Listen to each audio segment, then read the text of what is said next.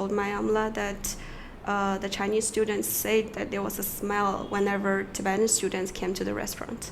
Every Tibetan children's trauma built up as a huge scar of our people.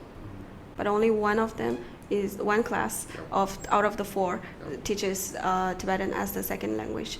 And mostly the students from nomad areas, they will join that class. Okay. So back in Tibet, from my region, it was like a discriminated language. Guy told Gundun that my amla sent me and my brother in exile to learn Tibetan, and what Gundun said was, "Oh, like study Tibetan well," and that's what have kept in me for so many years. And after graduating from Sara, I was so glad, and I feel like I did what Gundun told me to do 5 years ago when I was back in China, and what I am now in exile. I think every struggles or every minute that I've passed was worth it. Unsilenced, Voices of Young Tibetans is a podcast presented by the Foundation for Nonviolent Alternatives, where young Tibetans share their personal stories, experiences, opinions, and journey in exile. Tashtale, namaste, and welcome to our FNVA's podcast, Unsilenced, Voices of Young Tibetans.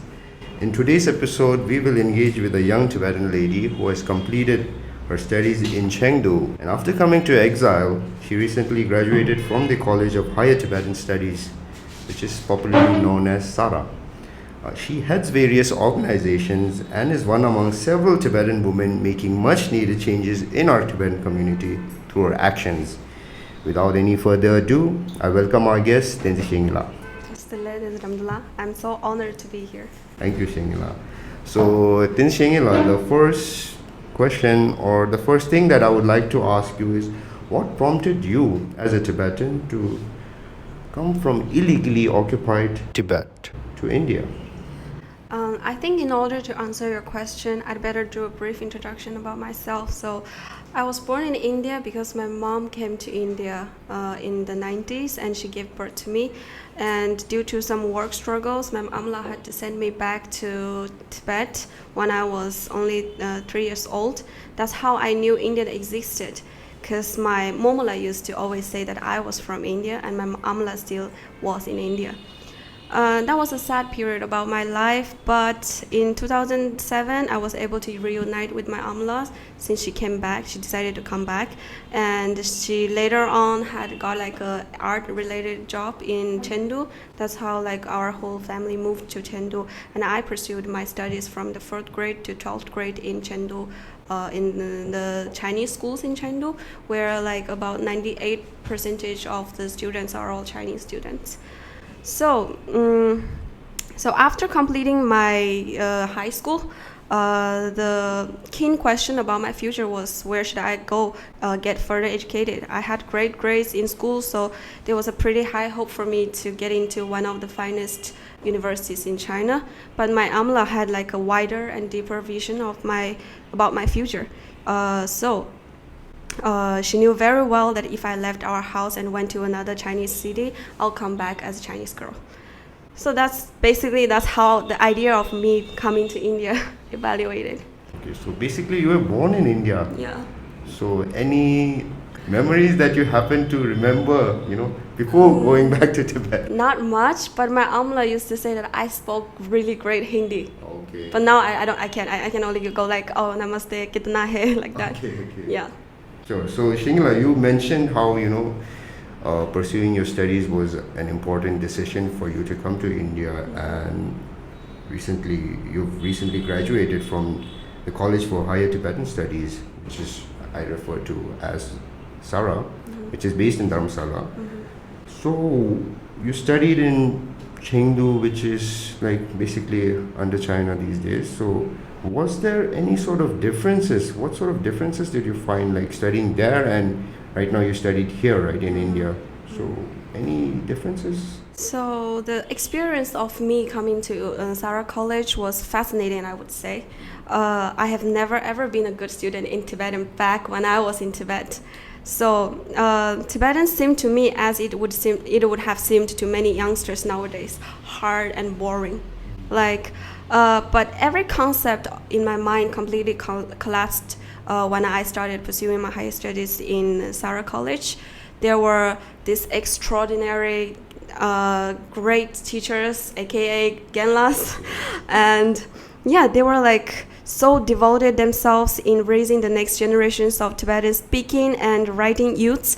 They were and still are full of passion to show us the beauty of our traditional cultures, which have been passed on for generations of ancestors to us.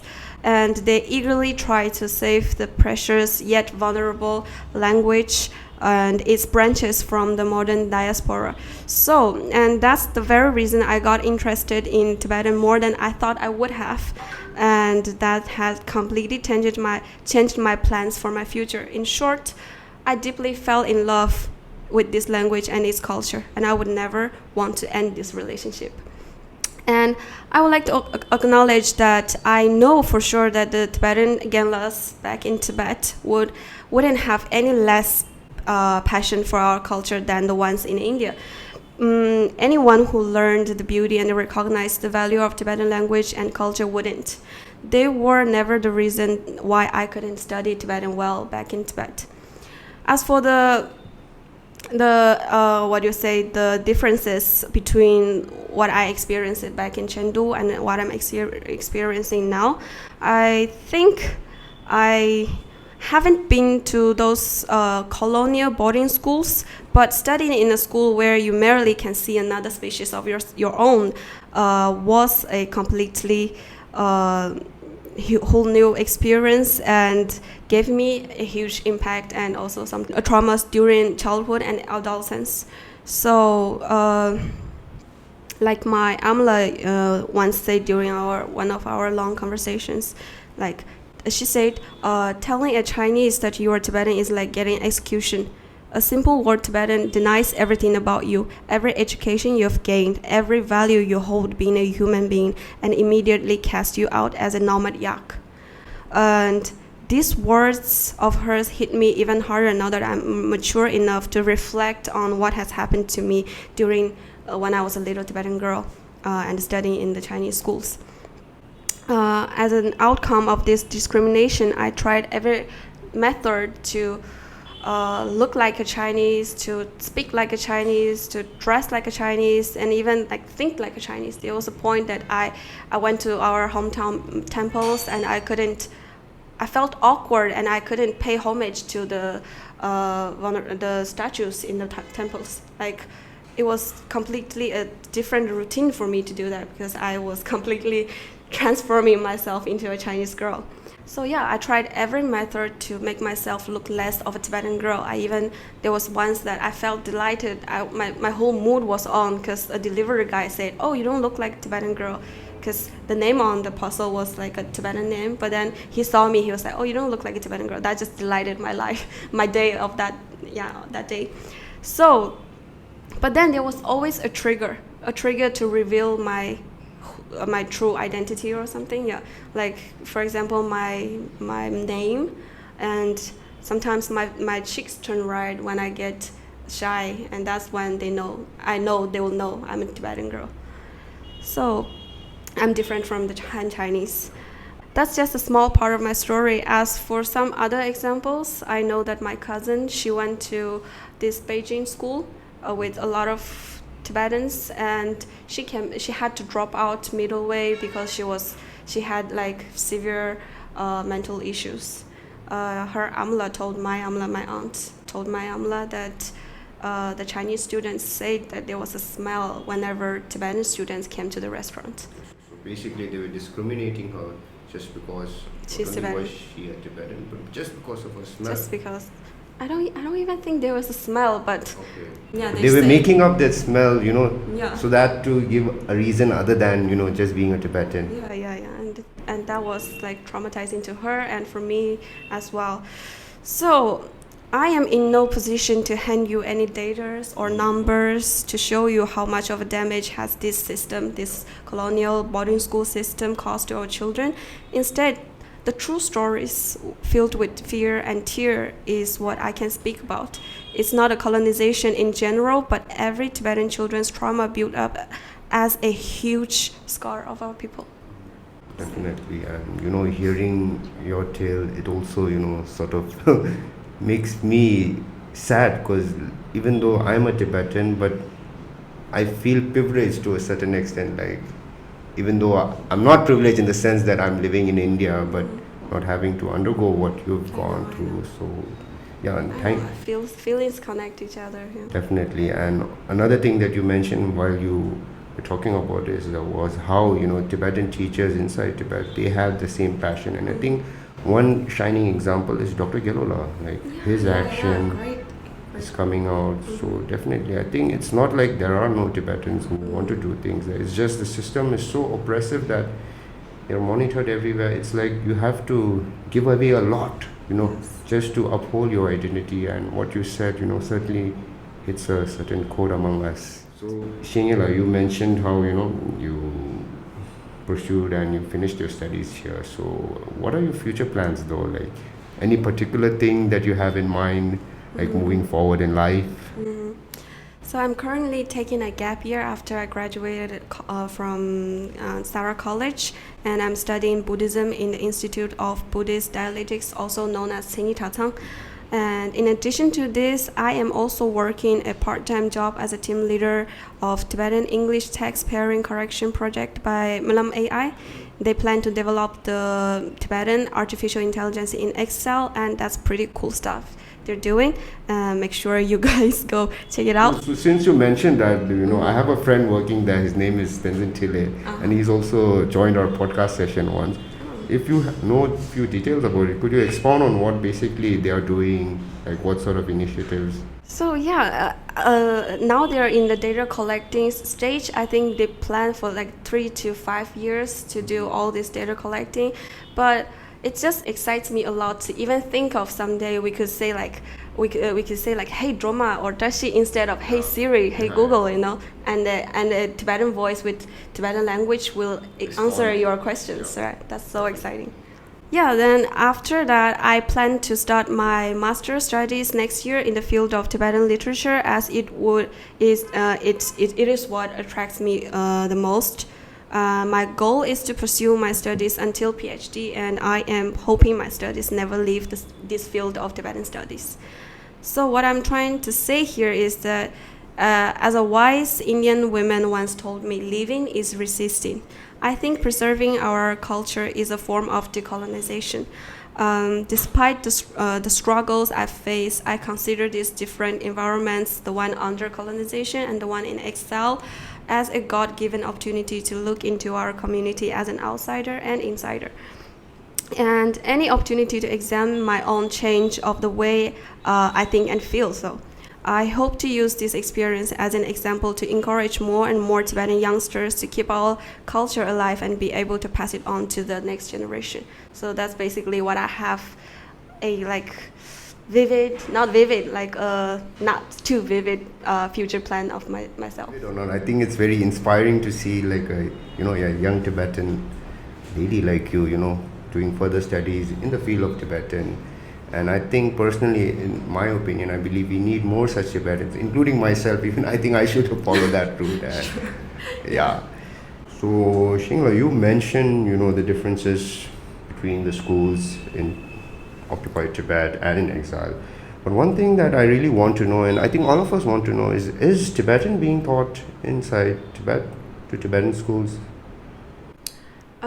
So back when I was studying in the Tibetan schools, there were like 4 classes, with 3 of them teaching English and Chinese as the main language subjects, but only one of them is one class out of the 4 teaches Tibetan as the second language, and mostly the students from nomad areas, they will join that class. So back in Tibet, from my region, it was like a discriminated language or a lecture or a class to attend. And in China, of course, obviously, with like 99% of the students being Chinese, nobody will teach Tibetan. Basically, there's not even an option to learn Tibetan in Chinese. Of course. We I have had a few Tibetan classmates But even when we meet each other, we speak Chinese. We don't speak Tibetan. And as I mentioned, if we speak Tibetan, that immediately reveals our identity as a Tibetan. So we avoid doing that.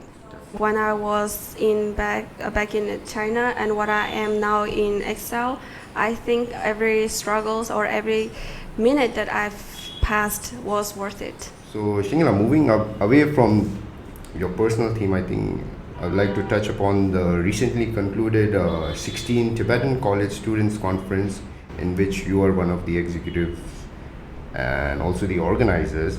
So could you shed more light on this very conference and what was the result of this year's meeting? Because as far as I remember, when I was a student at JNU and an executive of the Tibet Forum, this very body helped us, our body, to raise the JNU fee hike, which was impacting the Tibetan students, by bringing this issue up with the then Education Minister of our Central Tibetan Administration, Dr. Pema Yangchela. So I think a lot of similar pressing matters might have been brought at this year's 16th Tibetan College Students Conference. So what really happened, and any big resolution that you all have come up with? Yes, I've heard about the GNU case, and I'm glad that our organization were to provide of some help. I also know that it's not just our organization, it's a lot of people were trying to do that, and that's a result of a lot of people's help. So the Tibetan College Students Conference was first established in the aim of connecting Tibetan college students all over India or even worldwide together, bridging them by discussing various issues about our history, culture, and society, and even Buddhism, since there are some college students from monasteries. And it also aims to create a space where the students are able to speak up the mutual obstacles they're facing, like you mentioned, and to grant the help we are able to give. So I'm not quite aware of the past year's achievements, but I can tell you that during this year's conference that was held in Dalama College in Bangalore, the students came up with an excellent appeal that we should include women figures who with great achievements into the school textbook under the CTA education departments. This very appeal were brought up to encourage young Tibetan girls by showing them this great Tibetan with great Tibetan women with great achievements. For example, Drosatima Le, she was also considered the first female empress of the Tibet Empire, and also Majik Labdrön, a great yogini in Buddhist history, etc. So we are still in the process of taking this draft resolution to the CTA department, but we are really hoping that this would bring some change in our education system. Definitely, and it's inspiring to hear how through these various organizations you're touching upon themes which are very important to the Tibetan community as a whole to grow up, especially when you mention about bringing up these women figures. I personally, believe what you did there. I mean, your organization did there. We definitely need more such figures to not only, uplift our Tibetan women, but, bring them inspiring figures, not only to women, also to men. I think even I would be inspired to see her, because for me, as an individual, I see my mother as a really inspiring figure. So I think having such figures definitely helps one's life when growing up. So a very nice initiative that your organization has come up with, and I hope that it succeeds and more progress can happen in this very resolution. And Shingla, on top of this, you simultaneously are also an executive of the Global Tibetan People Movement for Middle Way Approach, and we personally had the pleasure of interacting with Tenzin Wangchula, who is one of your executive members as well.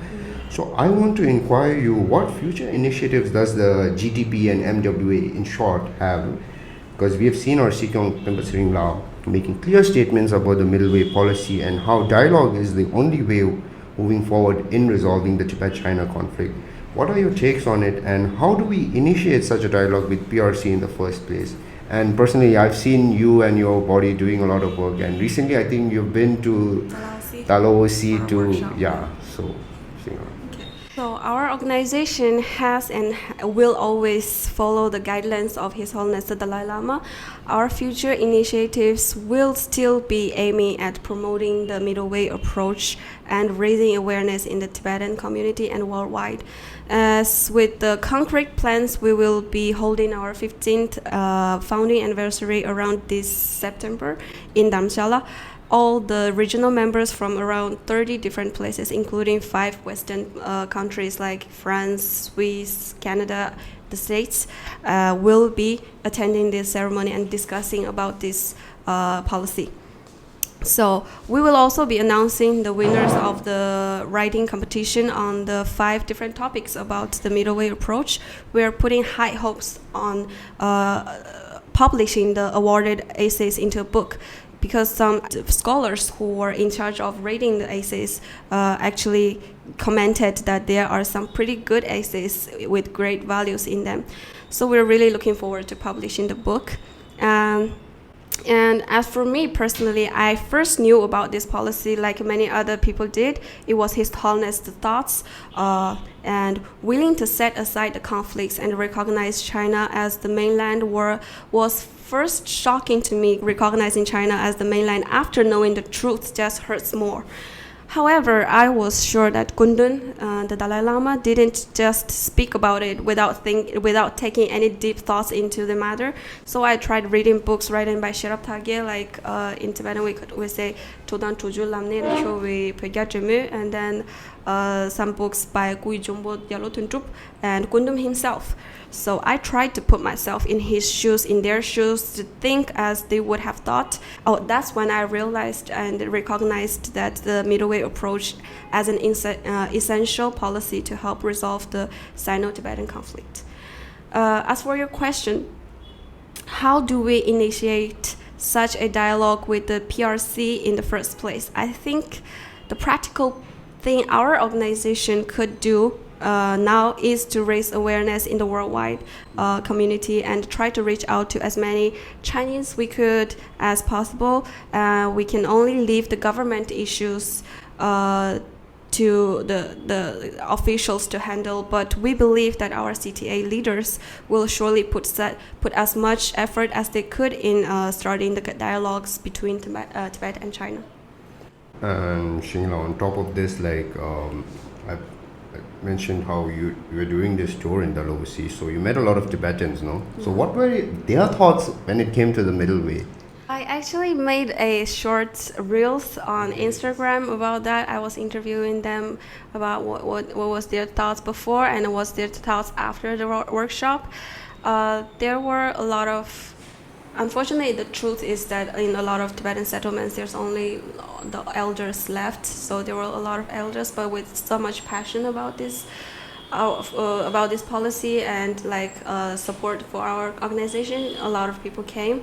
And yeah, most of them, they were like, oh, it's Kundun's idea, so we are supporting it no matter what. There was also this Popola who said that, oh, he's actually a Rangzimpa, but then he will support the middle way because it's mutual beneficial. So, since both parties involved here. Yeah, because I think that's great, because the ultimate aim or the goal for us is to gain happiness for Tibetans.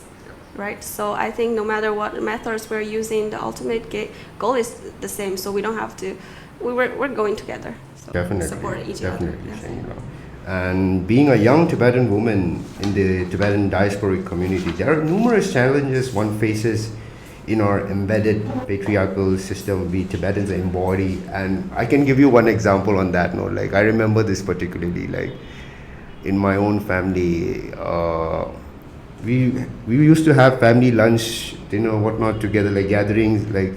When we had these in home, it would be I don't know how to put it.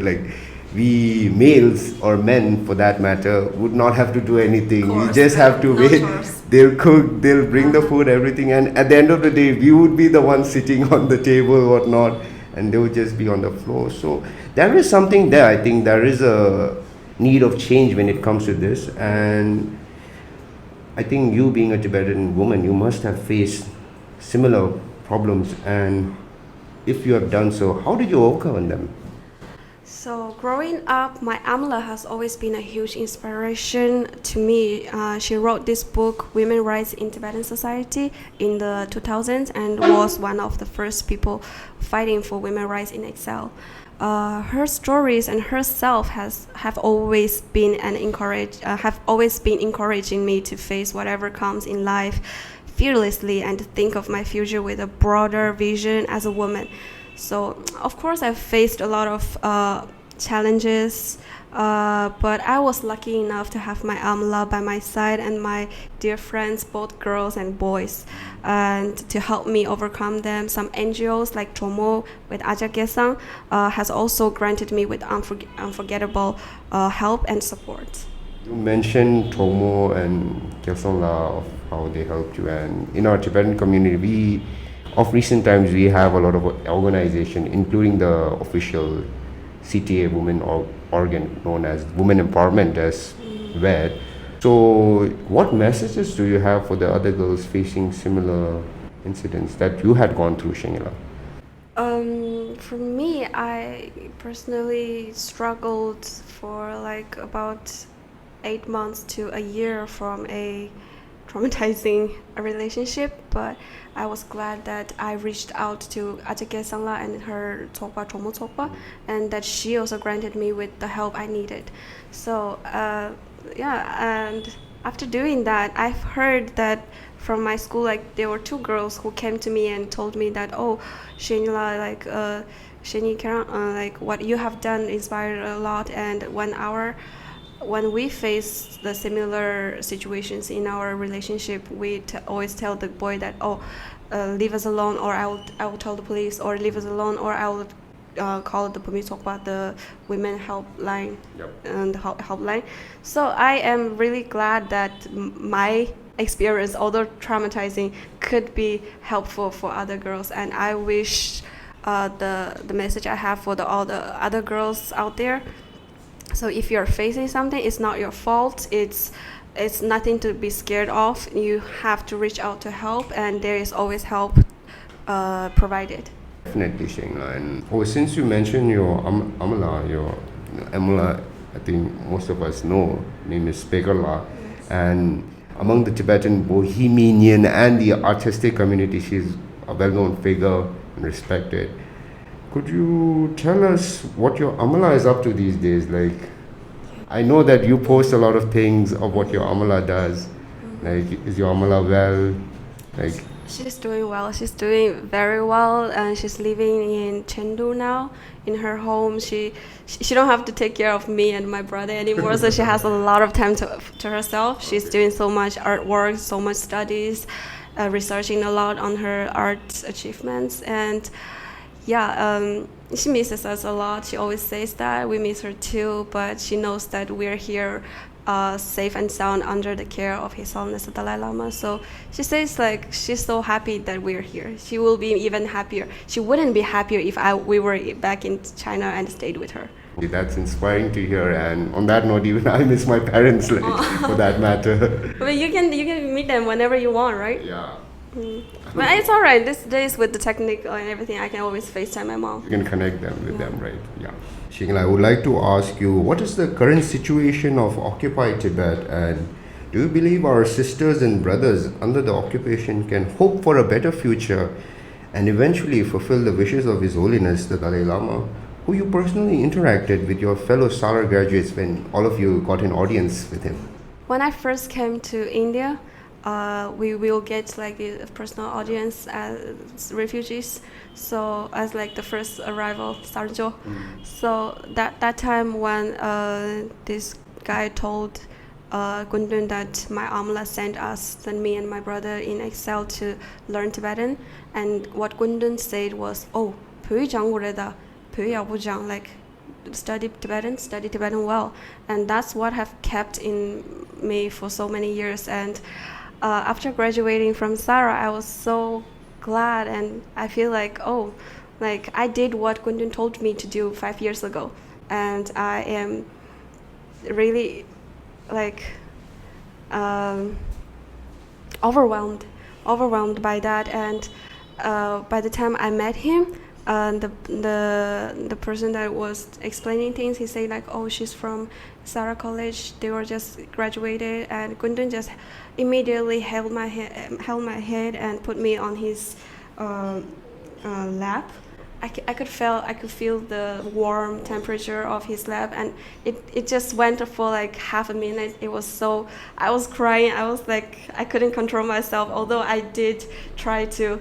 But yeah, I feel like it was a wonderful day in my life.